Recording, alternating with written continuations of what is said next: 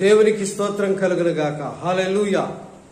ప్రియ దేవుని బిడ్డలారా, ఈనాడు మనము ఇశ్రాయేలు దేశమును చూసినప్పుడు ఆ దేశములో యుద్ధ వాతావరణము కమ్ముకొని ఉన్నది.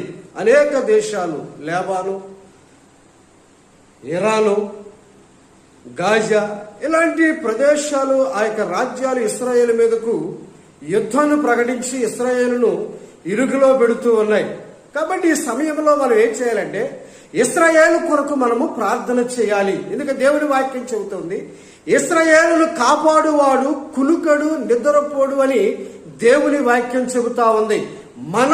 మన ప్రాధాన్యత ఏంటంటే దేవునికి ప్రార్థన చేయాలి. ప్రభువా, ఇశ్రాయేలు ప్రజలను మీరు కాపాడండి, ఇశ్రాయేలు రాజ్యాన్ని మీ సురక్షితమైన రెక్కల చాటును భద్రపరచండి అని ఇశ్రాయేలు దేశము కొరకు మనము